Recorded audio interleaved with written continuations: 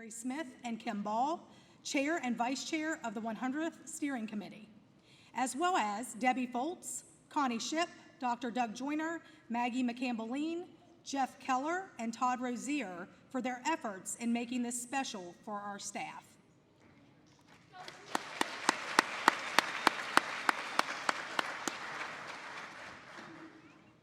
I also want to recognize our event sponsors, JJ and K Smith.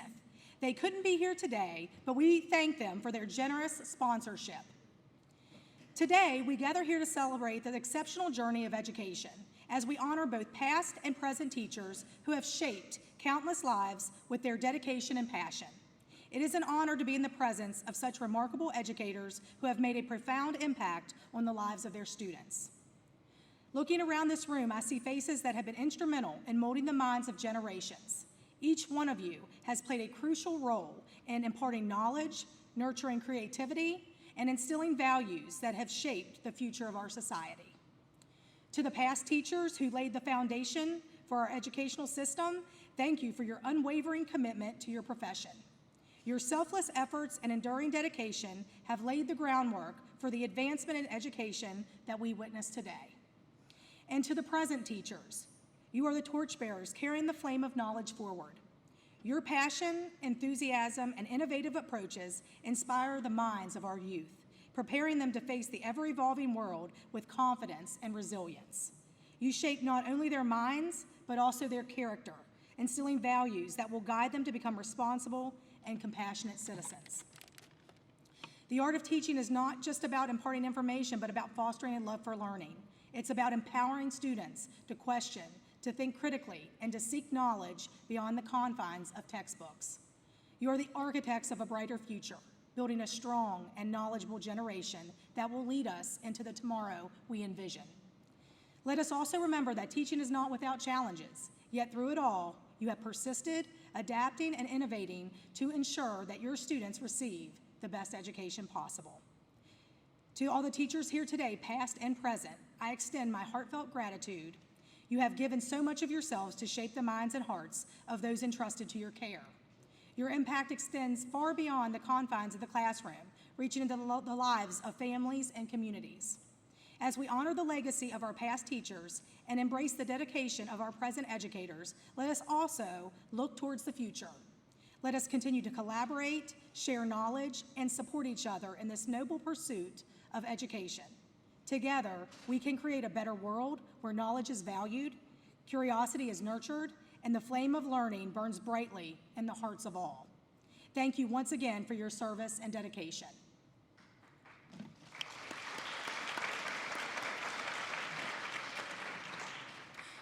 I would like to introduce Dr. Joyner, former Handley principal and current Director of Human Resources.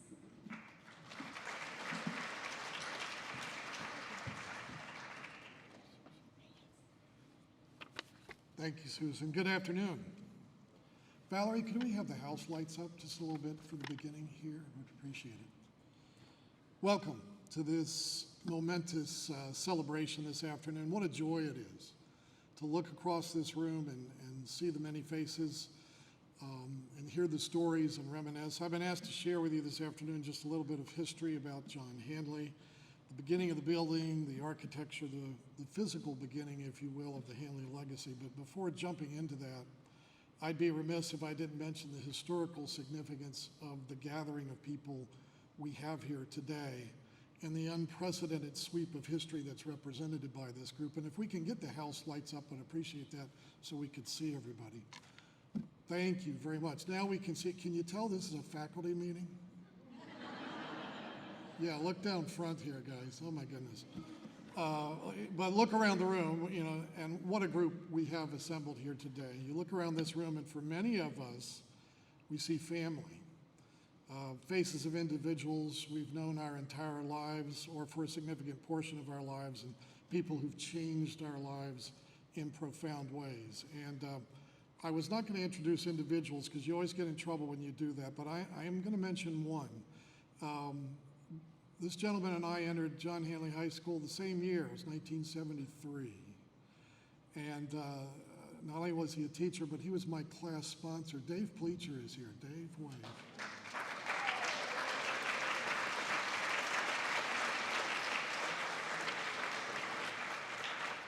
When I became principal, I told Dave it was nice that he was nice to that skinny kid that was a student when I was here before. Our hearts are full of gratitude and admiration as we commemorate this remarkable journey of this school in its centennial year. You know, we began the year-long celebrations in June with the Cornerstone commemoration, and I would submit that most of the events, the celebrations that are coming up in the next year are focused on students, their achievements, the building, the impact upon the community. However, today I'd like to acknowledge and celebrate what each of you represent. The beating heart, the soul, and mind of John Handley High School. And it's an immense pleasure and a privilege to welcome each and every one of you, the faculty and staff, who have been and continue to be the true cornerstone of this institution's legacy. You know, for 100 years, Handley has stood as a beacon of academic excellence and a nurturing environment for generations of students. But in my opinion, I think the most important and the one defining thread that is woven its way through the fabric of this institution is a legacy of master teachers with an unwavering commitment to students. And if you would for me, please, if you are, do this for me, if you are a current staff member, would you please stand? Yeah, you can applaud. And stay standing, please. Please stay standing. I was going to say if you were in the front, turn around so you could see the back, but that doesn't apply. But look around the room, please. And for our current staff members, just as our former teachers have shaped lives, our current staff shapes the future. By upholding the values of dedication, integrity, and compassion, you ensure that the promises made by your predecessors are not only fulfilled, but also strengthened for the generations to come. You know, the positions we have and have held here are just temporary. We're here for a few years and sometimes for a few more, and we attempt to leave them better than we found them. And the only advice I'd like to share with the current staff members today is enjoy the moment, enjoy the present. You know, sometimes because of the demands that are placed upon you, you don't fully appreciate the blessings, and perhaps in some cases not until you look back upon it once you have left. So please accept our heartfelt appreciation for your tireless efforts. 7 days the kids are coming. 6 days it is, maybe. And the efforts you pour into the education and well-being of our students every single day. You are the guardians of this institution's values. And your commitment to carrying forth the legacy of our master teachers is truly an inspiration. So I want you to know we stand behind you, we support you, and we're very proud of you. Please recognize our current staff.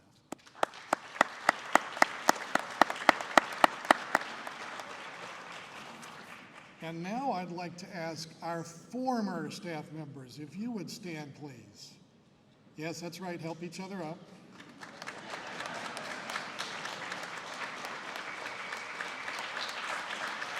Yeah.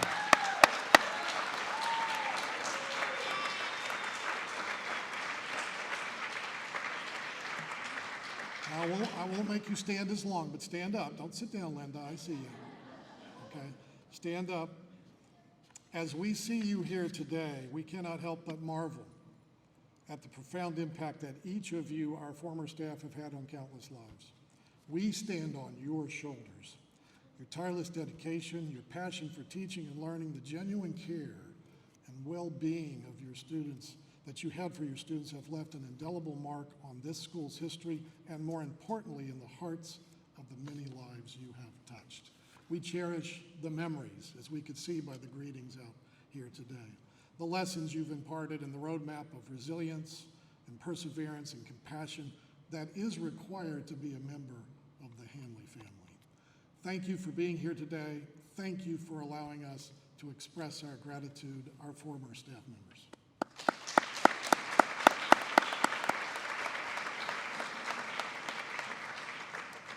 Thank you. Now on to some history, our history, that is like no other in the United States. And some of you have heard me share information like this throughout the years. And because I know some of you very well, I'd like to request no rebuttal during the presentation, please. You know, if you have an issue, you can submit it in writing or see me after, you know, just like a faculty meeting. So, Although he never lived in Winchester, Judge Handley's love of the town and its people developed through friends and acquaintances living in the town. Upon his death, Judge Handley bequeathed $250,000 to Winchester to be invested by its leaders. By the way, that's the equivalent of over $9 million today. When the investment reached a value of $500,000, it was to be used to build a library, the Handley Library, and in addition, the remaining amount of the estate was to be accumulated for 20 years and was to be used to build schools for the education of the poor.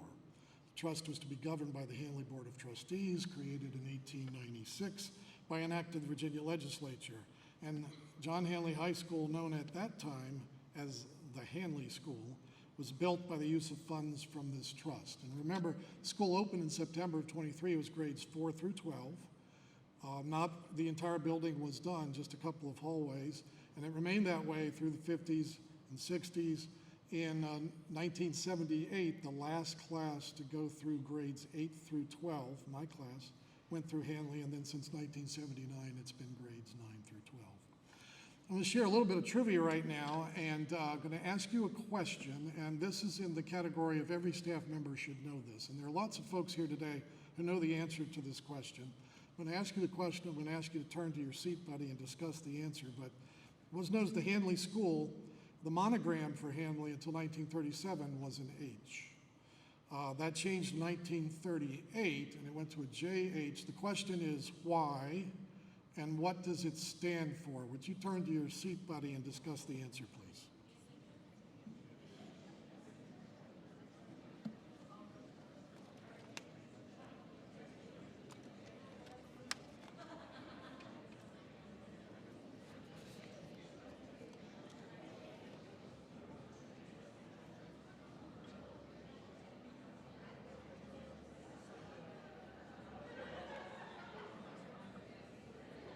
There's also a lot of debate about this answer, but there is an answer.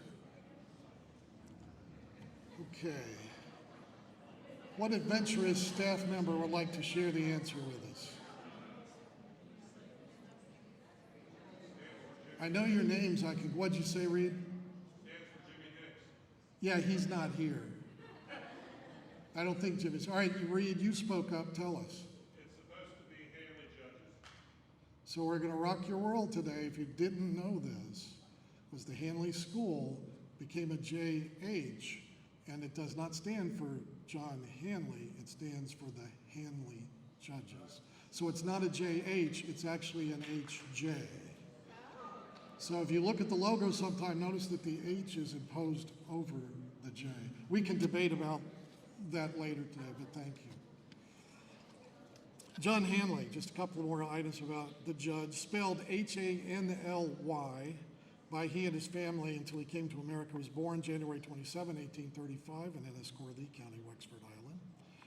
In the years following his naturalization until his death in February of 1895, he worked as a carpenter, he studied law, he moved to Washington, D.C. He worked for the administration of President James Buchanan. He was accepted to the bar of the Circuit Court of District of Columbia. He studied law in the Law School of Columbia University, and he married Catherine Barnwell Livingston Thayer, a widow, became a stepfather to her son, Philip Livingston Thayer. He settled in Scranton, Pennsylvania, and practiced law in Luzerne County in spite of clear evidence that his sympathies during the Civil War were with the South. He was a great admirer of Stonewall Jackson.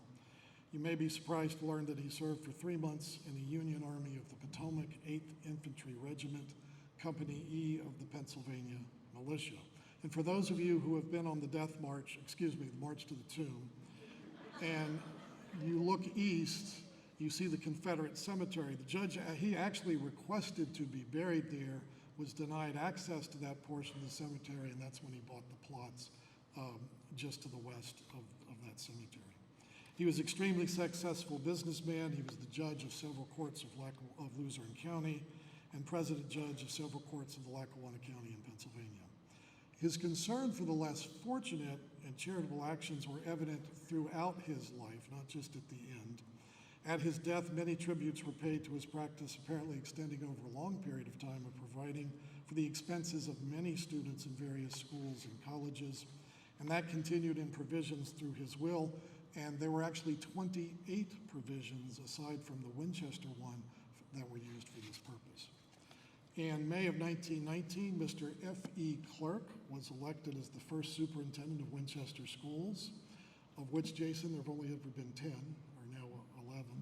In June of that year, Mr. Walter Roy McCornack selected as the architect for the proposed Handley School. And just a couple of words about the architecture and the grounds. McCornack arrived in Winchester in July of 1919, and he had a vision, obviously a vision that would transform the face of Winchester forever. He had an architectural degree from MIT. He was a well-known designer of public schools in Cleveland, Ohio. And the Winchester School Board and the Handley Trust, at first, they brought in Charles Olmsted of the famous Olmsted and Sons architectural firm of Boston, and I'll mention them in a moment, to do a preliminary plan for several acres of land that were owned by the trust, which lay west of Valley Avenue and south of West Girard Street, what we know as Handley Boulevard today, and the grounds that we stand on. Olmsted envisioned a romantic landscape with serpentine lanes and a school building that was oriented north towards Girard or Handley Boulevard. So think of the facade we have today, but turned and faced towards the parking lot. McCornack was having none of that, however, and although he was a Midwesterner, he well knew that he was working in Virginia, where grand architecture was rooted in the neoclassical tradition promoted by the father of American architecture, Thomas Jefferson. So Jefferson's ideas on architecture were well known at that time in the country because a widely read book about Jefferson as architect was published in 1916, and in 1919, the School of Architecture was founded at the University of Virginia campus, and a campus that was also designed by Jefferson. So after surveying the Winchester site, McCornack immediately went to Charlottesville. He spent several months there soaking up everything he could about Jefferson. And when he began to supervise construction of our new school, it was all Jefferson. Jefferson's Monticello, which we know means small hill in Italian, was situated on a hill. McCornack's school building would be on a hill. Jefferson's University of Virginia campus was rigorously symmetrical. Handley's campus would be the same. Jefferson's buildings, Monticello and the Rotunda at UVA, adhered closely to classical, especially Roman, standards of balance and decorum and columns. McCornack's Handley High School would as well. He even had a new street, Jefferson Street, created in order to facilitate the construction of the new school. In fact, at the time they built the school, everybody wondered why it was so far outside the city limits and so far outside of town. As to the landscaping, very quickly, the grounds of the building termed, as I said, to the Olmsted brothers. They established their firm in 1898, and it was John Charles Olmsted and Frederick Law Olmsted Jr., sons of the landscape architect Frederick Law Olmsted. Of course, he was known as the founder of American landscape architecture, known for designing the grounds of New York City's Central Park, the U.S. Capitol in Washington, D.C., the Biltmore Estate in North Carolina, and the 1893 World's Columbian Exposition in Chicago. And when we did the renovation in 2003, 2009, extensive work and contributions were made by the Garden Club of Virginia and their landscape architect, who had done extensive work and research on Olmsted, led that project. So what we see today harkens back to what the original intentions and the original design of the grounds were. The Olmsted brothers completed a lot of other high-profile projects, many of which are popular to this day: our national park system, universities, exposition grounds, libraries, hospitals, state capitals, and they were particularly influential on college campuses, helping to plan and design universities across the country by creating close ties between the architecture and the environment and the built landscape to the purpose of the institution. So we know as new people come to Winchester and they see Handley, they find it hard to believe that it's not a college. And that design is not by accident with the Olmsted brothers. In 1921, December, Mr. Harry F. Byrd for the Handley Board of Trustees and Mr. Stuart Bell, the Winchester School Board, were named as the building committee to supervise the building. And then on June 13, as we know from our previous celebration, the Grand Lodge of Masons of Virginia laid the cornerstone of the school. And then in September 1923, of course, our school opened. In closing this afternoon, I'd like to share just a few thoughts with you, some themes, if you will, on the meaning of this history and the impact it's had on our professional lives. And I can't think of a better audience with which to reminisce about these ideas and also to share them with you as a thank you for your part in bringing these themes to life. So when I talk about themes, think about Handley Pride. It's a statement. If you haven't experienced it, you really can't explain what that's all about. And some people call that a cliche. Well, the definition of a cliche is a phrase or opinion that's overused and betrays a lack of original thought. That's not what that is. A tradition, perhaps. Tradition is the transmission of customs or beliefs from generation to generation. That's a little closer, but I would submit the few ideas I'm going to share with you are more, these things are more a part of a mission of our school. Mission comes from a Latin word that means to send. A mission is the predominant focus of our life. It defines what we want to dedicate our life to. And living a mission gives our life meaning. And when I think about the following things of Handley, they're more than a tradition, and they are and have been and continue to be what I believe to be our mission. So perhaps the best definition of a mission is that it's something that sneaks up on you while you're doing good things for other people. And when I look at this group today, that's what I think about. A group of people who do good things for others. So the themes that I'd share with you, just a handful. The first is our school is about opportunity. As a community, we celebrate the gift that Judge Handley gave us. He had a vision, but more importantly, he acted upon that vision. And the lesson for us now and in the future is that the people who make a difference, people like you, in our lives are not the ones with the most credentials, the most money, or the most awards. They're the ones that care for others, and then they act on that sentiment. Our school is about public education. The judge's request created a publicly endowed school, but more importantly, it created an environment, a culture of support, an appreciation for public education. It focused a community. And today we work in a school system that values excellence. It produces achievement. It cares about its students as a result of the actions of that benefactor and the people who have worked in it. Our school is a symbol. For 100 years, members of the community have looked to the west and found in that skyline the iconic image of the cupola, the columns, the steps, and they thought about all that it represents. A commitment to public education, excellence in teaching and learning, character through sportsmanship, and the nurture and development of our most valuable resource, our students. And then finally, our school is about hope, inspiration, potential.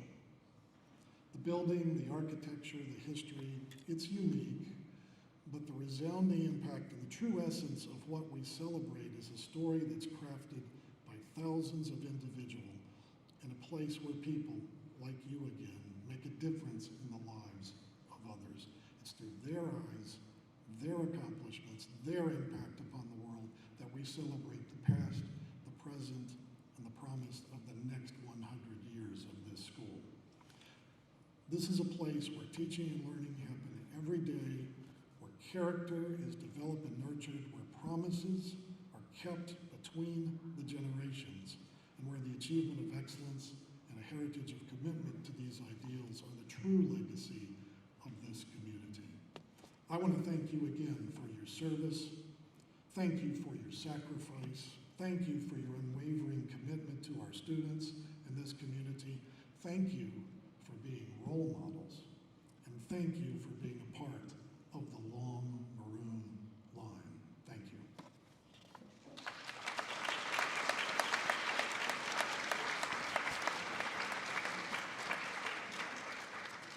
The last thing I'll share with you today is that the Handley 100 Steering Committee has commissioned a feature-length film or video Jerry Handley, Mike Stryker, Cosmo Ballio, Steve Birkenkemper, and myself are the team working on this. You'll recall we produced a film in 2009 to commemorate the rededication of the newly renovated building. We're very excited about this project. Even though we're condensing 100 years into hopefully an easily consumed product, that's pretty daunting. But I'll tell you, we have uncovered quite a bit of archival footage, some of which has never been seen publicly. We cannot wait to share that with you, and hopefully that'll be sometime next spring. But I just want to leave you this afternoon with a trailer for that project and a preview of what is to come. Thank you. Perhaps the most famous of Winchester's benefactors is Judge John Handley. Handley left nearly $1.5 million to the city. In 1921, excavation began for the new John Handley High School. September 12, 1923, Superintendent of Winchester City Schools, Review Duffy, opened the doors for the first school year for Handley High School.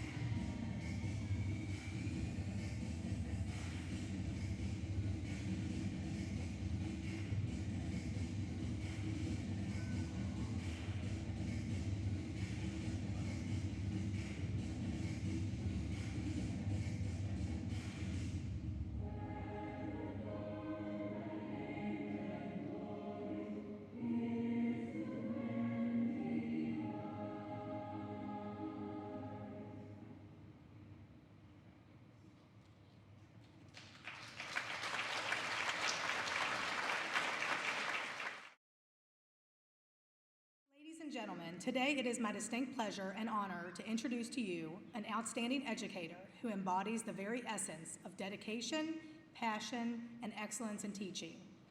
Please join me in welcoming the Virginia State Teacher of the Year, Mr. Jeff Keller.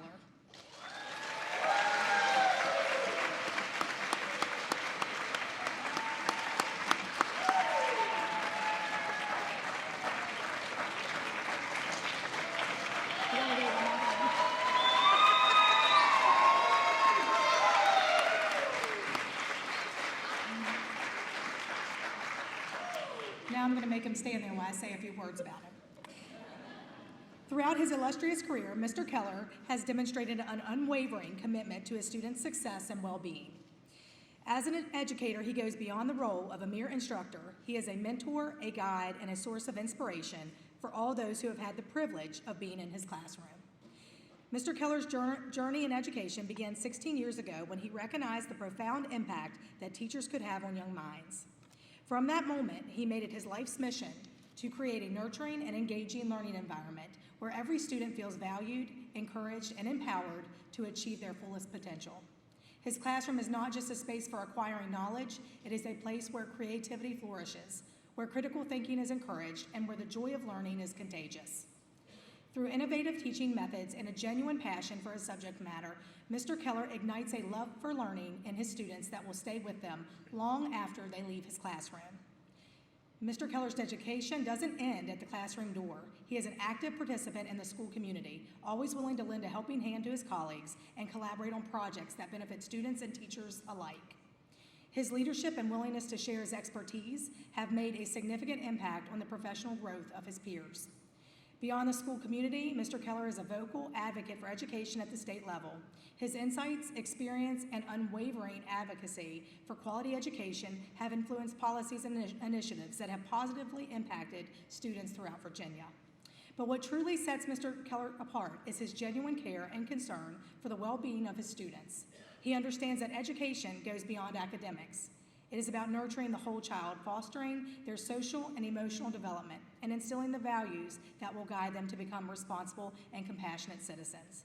Today, we celebrate not only the accomplishments of an exceptional educator, but also the profound impact he has made on the lives of countless students and fellow educators. Mr. Jeff Keller's dedication, passion, and commitment to excellence serve as an inspiration to us all. Let's have one more round of applause for the 2024 Virginia State Teacher of the Year, Mr. Jeff Keller.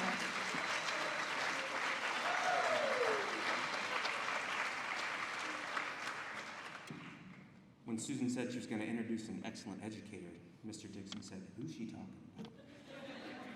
Seems like a really long introduction for someone whose main job is to introduce more people. I really get the lucky job of introducing some excellent educators, so thank you for that introduction, but it's my honor, really, to introduce to you 5 educators who collectively span many, many years of service to Handley High School and to the students of Winchester.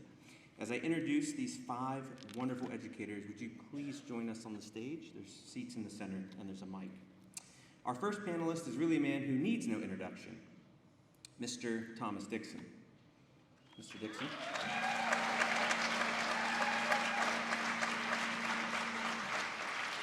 Mr. Dixon is a graduate of Handley High School, class of 1971, and began his teaching career at Daniel Morgan Middle School in 1981, before making the transition to Handley. He served 36 years as a coach, 27 of them as the first African-American head coach at Handley, accruing more than 400 wins. He is a Hunter Maddox Hall of Fame athlete and coach, and a member of the Potomac State College Hall of Fame. And we are reminded of his legacy every time our students take to the Tommy Dixon Court. Although he retired 39 years ago, he continues to serve as a substitute administrator.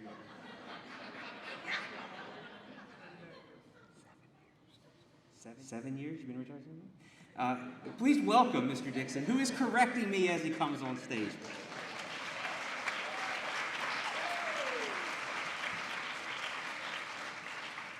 Our next panelist was actually the first teacher I met after being hired in 2008. It was the middle of summer, and former assistant principal Mike Madden was giving me a tour of the building. We paused to watch this gentleman absolutely pouring his heart into a summer school lesson, which should surprise no one. This gentleman and self-described snappy dresser retired in 2020 after 40 years of teaching history. During that time, he was a club sponsor, boys soccer head coach, wrestling head coach, class sponsor, mentor, teacher, and friend. He is a recipient of the JAA Ansel Gray Award and serves as the vice president of the Shenandoah Apple Blossom Festival. He now helps with algebra remediation, and I should also say, if you ever have a school fight, this is the guy you want to help break it up. Please welcome Mr. Jim Gowdy.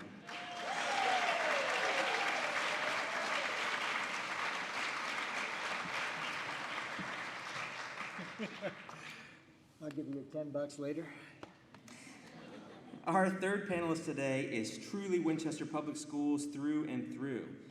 She attended Virginia Avenue Elementary School, Daniel Morgan Middle School, and John Handley High School before continuing her studies at Radford. She holds a master's degree from Virginia Tech and is a member of Alpha Kappa Alpha sorority. Joining the staff in 2020 in the counseling department, Miss Cheyenne Jones is beginning her 4th year at Handley. In addition to being a superstar counselor, Ms. Jones coaches cheer and serves as a fantastic co-sponsor for the Handley Black Student Union. Please welcome Ms. Cheyenne Jones.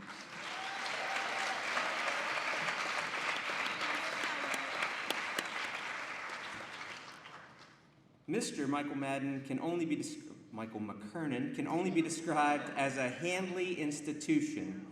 After beginning his career at his high school alma mater, Strasbourg, where he was a distance runner, he transitioned to Handley in 1998. Since then, he has coached girls cross country, indoor and outdoor track and field, and has amassed multiple Winchester Star Coach of the Year honors, the 2012 Group AA State Championship, and has helped Handley students accumulate more than 10 state championships. He is a Stuart Bell Excellence in Teaching Award recipient and the father of 2 Handley grads. Please welcome my colleague and friend, Michael McKernan.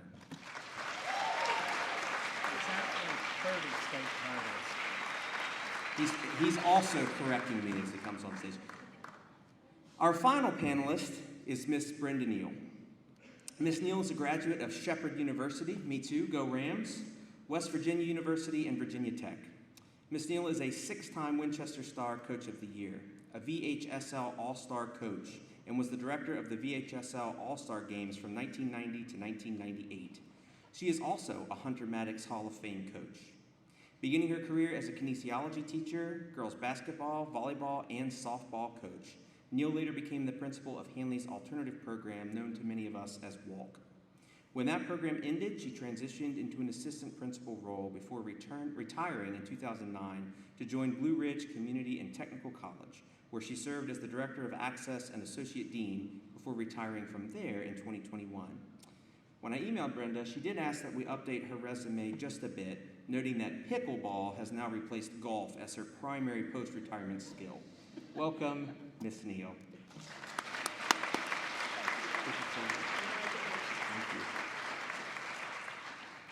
Panelists, you can sit and make yourself comfortable.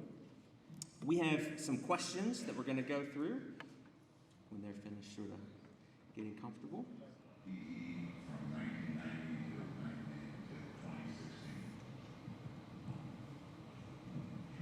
A student taught here in 79 and 80 and actually coached wrestling then. And then Kathy Seagate was my coordinating teacher at that time. And then I came back in 82. I started in summer school actually that summer. And some of the kids graduated .5 on the front steps. I remember giving them a diploma. And then that's how I got started. Well, I'm here now. I'm entering into my 4th year. I'm here as a school counselor, so I'm really honored and I feel really blessed to be on the stage with many greats. Yeah. I came here in '98, which means I've been here 25 years. I do not know why people keep insisting it's only 24. It's 25. Anyway, For the record, I did send him a blurb, and he didn't respond to correct it. I've corrected him so many times. It's not even worded anymore. But also, I felt like I had a junior flag when I came on stage, with Jeff.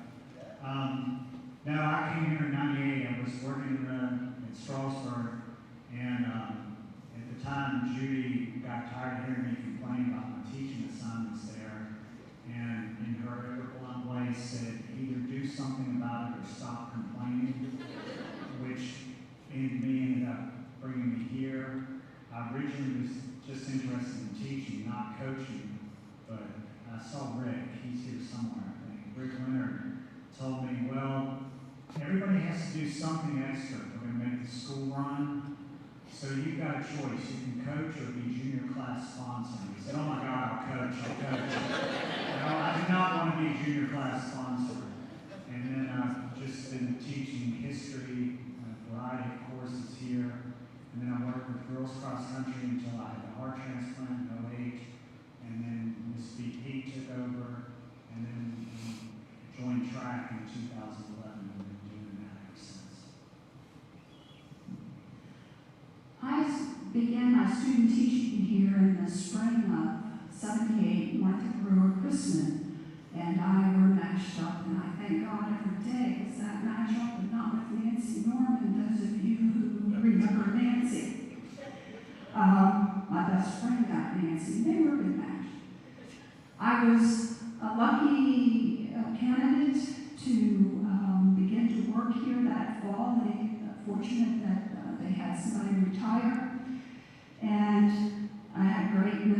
mentors. I had Jim Yumps. I had Mike Isherwood. They were always there to help me out. And as I went a little further into my teaching, I decided I wanted to do something else. So I had my master's, but I got an endorsement in administration. Another mentor of mine, John Taylor, pulled me aside and said, how would you like to head up an alternative ed program? I said, what is that? And soon found out. What a great experience. We had some wonderful staff. Another mentor of mine who's no longer with us, Mel Rhodes. What a blessing. What one superintendent loves, the next one didn't like quite as much. And when it closed, I was able to move upstairs in an administrator position as assistant principal. And all told, 31 years at Handley High School and enjoyed 98% of it. All right, so I taught my first year at James Wood, and then they recruited me to come over here. So whenever I get a chance, I take my James Wood ring and kind of rub it on people to kind of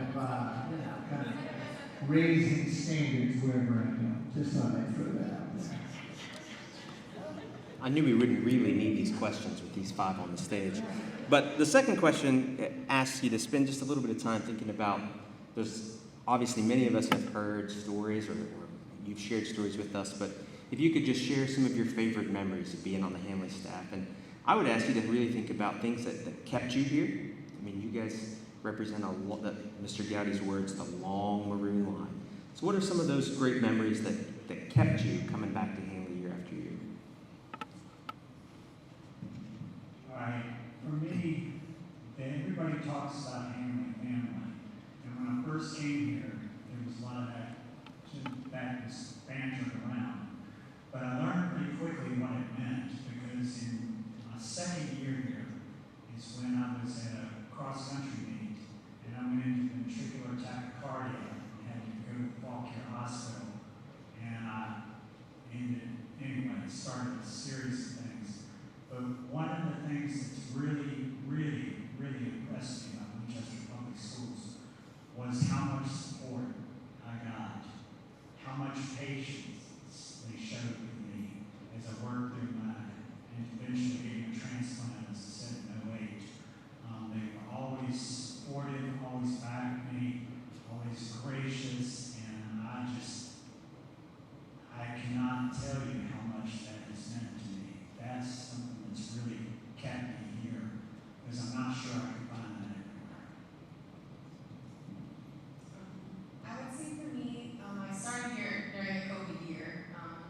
Originally, I did not plan, if I'm honest, to be in this school. I was clinical track in my program. I had every intention of going in and starting my residency, really ambitious, but COVID happened. I reached out to my government teacher, Ms. Robinson, panicked, like, what are the odds that I can switch and come to this school? She helped me with that, just like she helped me when I was in the classroom, and I will say, echoing what Mr. McKiernan said, that's a big part of why I'm here. That first year was incredibly difficult, and many people said, like, it's not always like this. But there are many days where, like, I felt like maybe I made a poor decision, but as the year went by, I built stronger bonds a lot with people that I had, as teachers while I was here, but now I call them my colleagues, my friends, and my family. I would say, memory-wise, the main thing that I think of is just lunchtime. When I do get a chance to come out and eat lunch with staff, it feels like I'm eating with family, like sharing a meal together during the day, even if it's been incredibly crazy. Fights in the hallway, suicide assessments, what have you. I know that I have people in this building that I can go to and count on to breathe with and to push me through that day, and that's part of why I show up every day, because I know they're showing up for me, and I want to show up for them, just like kids. I think what kept me here is all of the support that I had, from those mentors that I've mentioned to the people who coached with me, Mary Denellen, Chris Farber,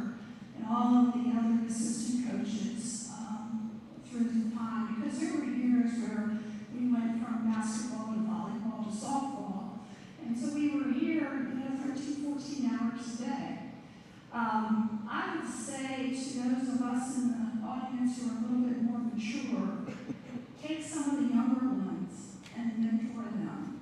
And to the young ones, reach out and ask. I think back to our time, my last 6 years here, Doug Joyner, what a mentor. Mike Madden, Ellen Wheeler. We had a blast. We didn't, I don't want to say we did nothing but laugh, but we found time in the day to laugh at the little things. And that's what kept me sane. You asked about a story, so I've got to tell you this one.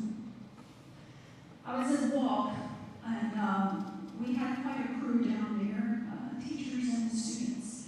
And this one young man, his name's Justin. And Justin's a senior, and Justin had ADHD and just bounced off the walls. So his favorite place in the classroom was the hallway. And so Justin was sitting outside the hallway one day, and he had his head down like this. And he's holding his ears. And I walked on, I said, Justin, what's the matter? He goes, oh, Miss Neal. Miss Neal, I said, what's up? He goes, I've got infected fallopian tubes.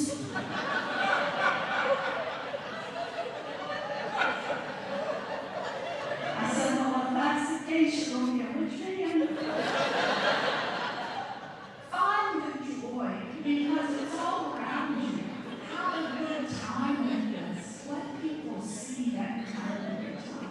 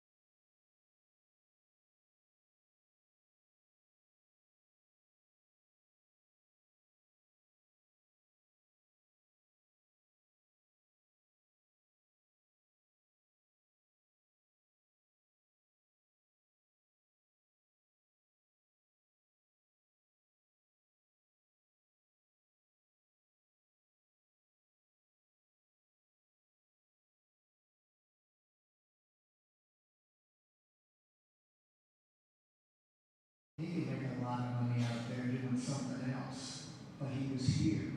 And so when he offered classes for teachers to take programming or something, I mean, I was there, sitting in his class. Mr. Touchstone, I went and sat in his class to learn some accounting, just because he's an amazing guy, he plays the accordion, but that's not, I wanted to go learn some of that, and I sat in his room. And it was like that for a lot of the people on staff, at least it was for me.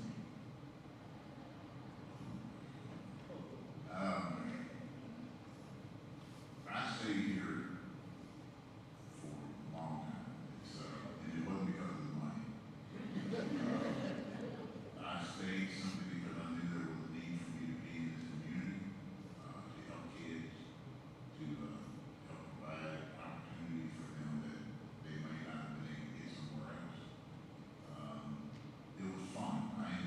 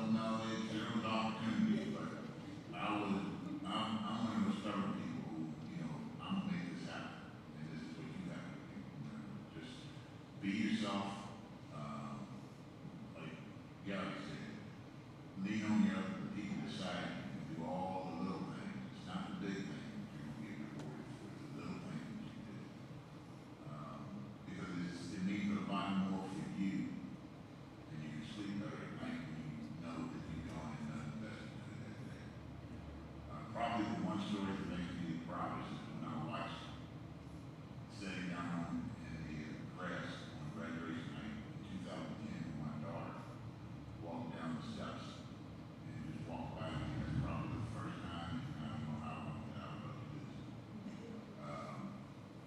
She had gone on and she had gone and done a lot of good things for herself and for this community. And I'm proud of her and her mother's proud of her. I always say it's more her mother than me because I just stay out of the way and let her grow. But she's a proud Handley graduate. She's a proud mom. She does what she has to do, and that just makes me feel real good that I did something right.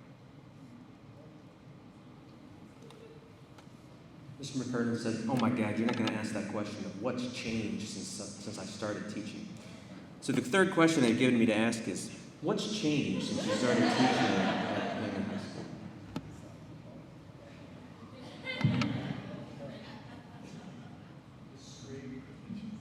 All right. Jeff asked that question because I get asked that a lot, and so I kind of have an answer already prepared in my head for that. And that is that the students themselves, 15-year-olds, have been 15-year-olds since the mid-1980s. They're still 15-year-olds in 2023. Since I started teaching, they haven't changed that much. What has changed is what's around them. I think from my perspective, the big change has been what I think are outcomes to social media, in the sense that I see so much more depression and kind of mental health issues than I think I saw. Maybe I was just blind when I was young, but I see a lot more of that, and I think some of that's related. But as far as behavior goes, I mean, in 1986, they would backtalk you, and they couldn't backtalk you in 2023. I haven't really, in those ways, I haven't seen radical changes. And the only other thing I would say is, I guess because of television and TV shows, what's accepted as cursing has changed. that has changed. But again, dealing with a 15-year-old in 86, dealing with a 15-year-old in 2023, from my perspective, it's not changed that much.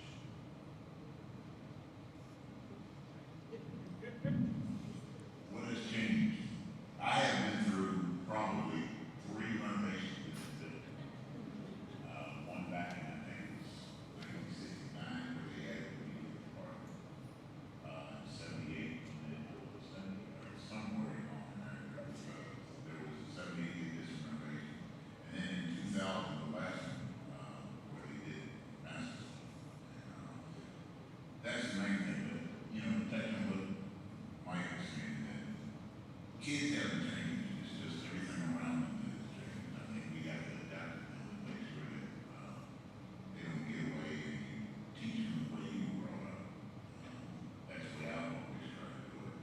I try to be fair to them, although they didn't think I was being fair to them. But, you just got to reach deep, and it's probably even worse now because of social media and all this and that. I wish they would somehow get rid of it, because nosy people just stay on there and they're doing their life, and they don't know what they're doing, they're young people. And that's probably the thing that hurts the most, is watch kids go through things that they should not go through.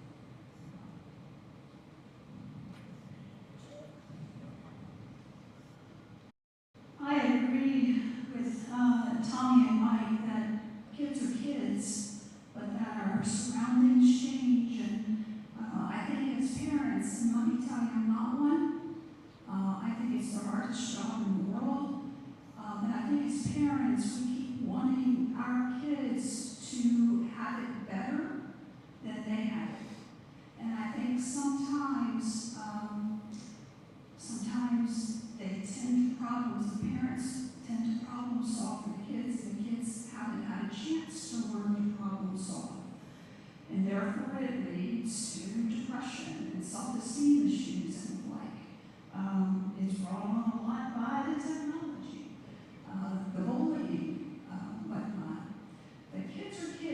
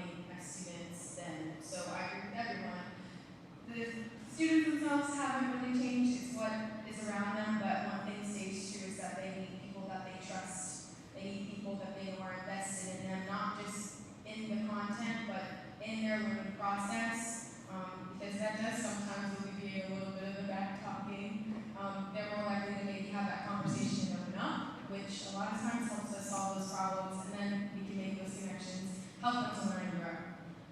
That doesn't change. They're kids, and a lot of what we see is learned behavior. And I say this a lot, but every behavior is a communication 9 times out of 10 of an unmet need. So every kid that decides to put their head down or say something back, it's not personal. Usually, they're going through something, and just because they're kids doesn't mean that they haven't experienced things, that they haven't experienced pain, and we have to remember that.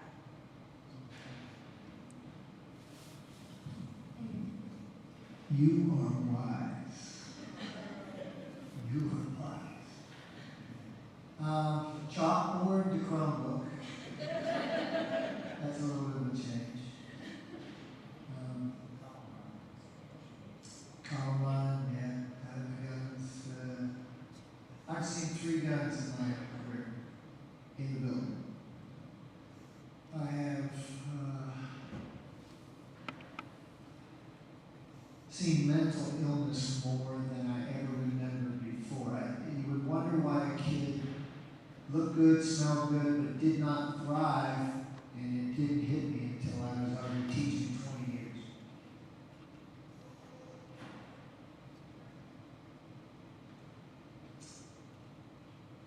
That and the devil. The devil. The devil speaks to them. Well, that's my wife's beautiful picture. I hope you're not watching on Facebook. You wouldn't know that was a sign of you know. I tell the kids, so I went out, 2020 I retired, and I came back last year to help out with algebra. So I'm sitting next to kids, and they cannot not do this. And after a while, I just kept telling them, every language I knew, that's Diablo, that's Diablo. Oh yeah, Diablo. After a while, it was a joke. But this has changed the world.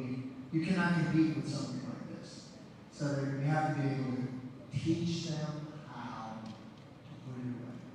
Teach them how to use this, because this tool is with them. In algebra, they take a picture of the equation.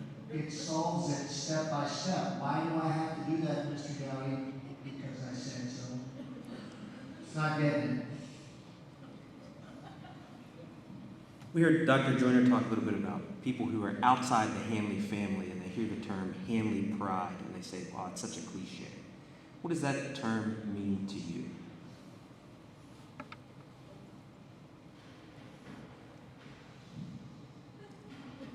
I think we stumped him.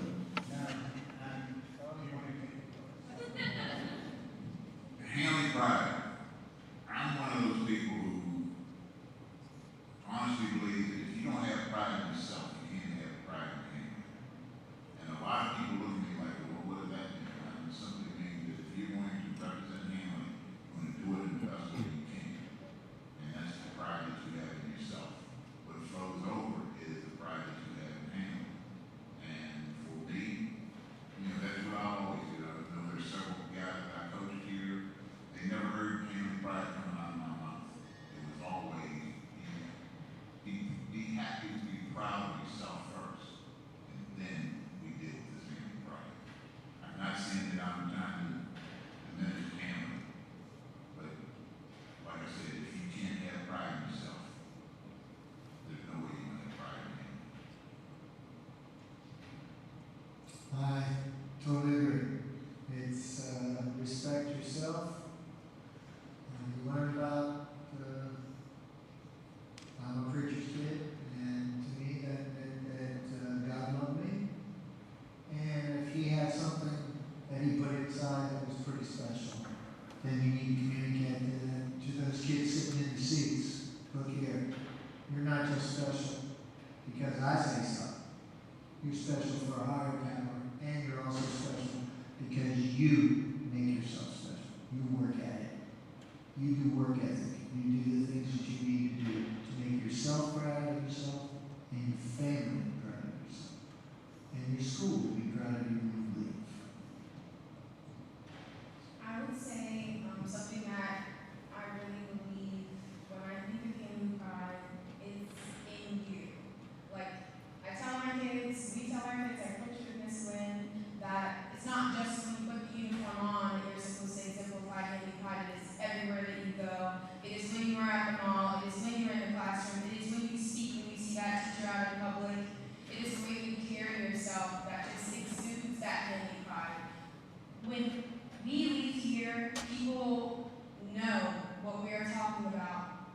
we say Handley Pride because of the excellent people that we are. This place builds you up, sometimes can break you down, but it's that building back up, that fostering of that energy. It's something like, gives you goosebumps. It's the loud run of bands on game day, it's pep rallies, it's when someone gets it and it finally clicks in the classroom, it's the family bonds here. It's just something special about this building, something special about this community that we have that only we get. I think for me, it comes down to piggybacking on what you just said. It comes down to the way you treat each other. And because the way you treat each other, it also flows into how you want to represent yourself and thereby each other. So if we are part of this family, if we are part of this group, we want to bring respect to this family and this group. I know we used to tell Hannah and Adam that there are only 4 McKernans in this part of Virginia. So when you go out the door, you represent all 4 of us. I know. I've been told that was a guilt thing going on. But I think on some level it's true, though, that when you feel that bond with each other, and you want to represent yourself and the group in a very positive way. I agree with what my colleagues have said, 100%. I really enjoyed coaching because working with kids 2 to 8 hours a day, you really had a chance to get to know and to be a part of their lives. And when you're working with students, a student athlete in particular, number one, you are a student. And you have to impress upon your students, this is preparation for what is to come. You're walking in late, you're going to be fired after 3 or 4 of those. You know, this is real life. We've got to take pride in every action that we take. And our athletes didn't quite understand why they always had to get dressed up to go to a ball game. Because it's Handley Pride. You're going to look the part. And they walk in with confidence, they walk in prepared. We didn't always win, but we lost graciously when that occurred. And we came back and figured out what the issue was, most of the time. And when other student athletes would walk in this building, I don't know how many times the athlete or the coach would come up to me and say, our kids are just so impressed with your school. And it was just a gentle reminder to me and to our athletes, we are in a very special place here. And for 31 years, I recognized that fact. And, Handley Pride's intrinsic, but every action we take dictates whether you're showing it or not. And I think it goes beyond the building, but to the people.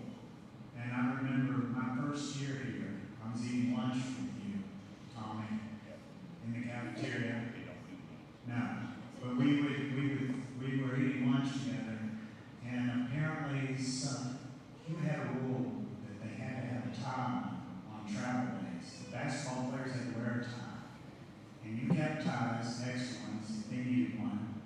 But we're sitting there, and word reached us at the table that one of the players had come to school with his tie on, but had taken it off during the day. And I think you said to whoever the young person was there, he better have it on by the time I find you. And he did. 2 quick stories. One, the reason why we dressed up to show our Handley Pride. We were at a restaurant one night, McDonald's or something, and we had placed their order, and the guys were waiting for the food, and there was some people who came in and said, "Who are these boys?" And they asked me, I said, "Well, this is a Handley basketball team from Winchester, Virginia." And the lady and gentleman said, "They look so nice." I said, "Don't tell me, go tell them." And they went up, and you could just see the smile on their face from we were impressed by it. Second story in the gym one night, and the guys, this team was just difficult to deal with. And they just were fighting me tooth and nail, not worth time, and dress up. So we were sitting there, and they were sitting in the bleachers. We were waiting for, I think it was a tournament that we had. And this one team that we were going to play walks in the gym. And I looked at my guys, and they were looking at them. And every last one of them, after they finished looking at the guys when they came in, these guys were dressed any kind of way. And they all looked at me at the same time. And they just shook their head like, now we understand why we dress the way we dress. And it's the little thing, like I said, it's the little thing that you ask them to do, but just make sure they see the results. Let me add, if you did not have a tie on during the day, you did not, I know you didn't start, you didn't play. And it didn't matter how good you were. But I saw you enforce that one of my first years here.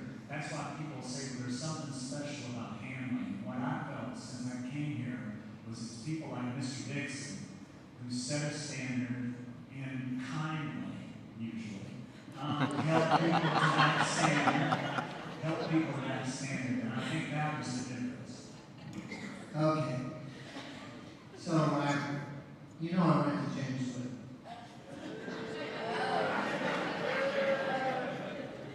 But after I taught here for a while, both of my kids came here.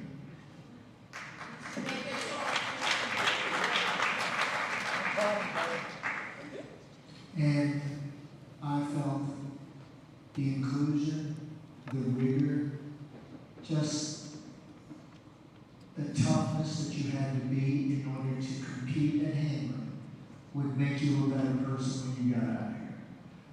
That, I think, illustrates some of the things that Handley prides. I think it's probably bad form for the moderator to weigh in, but when I think about Handley pride, this is what I think about. 5 excellent educators representing decades of experience. Can we show them just one more little round of applause of love? As we bring this to a close. Could have listened to that for a long time. Thank you very much. Ms. Braithwaite wants me to make sure those of you who still work for us, you have a 2:30 appointment. Before I do that, just a couple things. I won't keep us long, but those of you who know me know that I believe in public education like I believe in Jesus. And what we experienced here today, and throughout the Handley 100th annual celebration, it's what public education is all about. And we literally change the trajectory of kids' lives on a daily basis. Those little interactions, those standards that you talk about. I know public education changed my life, literally changed my life. I could tell you where I would be without public education. If you want to know, catch me afterwards. But I just want to say thank you. Thank you to our current staff. Thank you to the past staff. We are all just little pieces of a greater story. And sometimes it's okay to feel small. And today I feel really small. Not in a bad way, in a good way. I feel small in the sense of being part of something so much bigger than myself. And I hope you feel that way too, that the pieces that you played, the fingerprints that you put on the story of Handley High School made a difference in people's lives, not just kids, but your colleagues, your family. But collectively, it's so much bigger than the sum of its parts. And so thank you for the stories today. Doug, thank you for your words. I just enjoyed listening to those words today as well. And have a great school year for those of you who are working still with us. And remember, if you are retired or out of the biz, just remember we're still doing that good work with kids every single day. Thank you.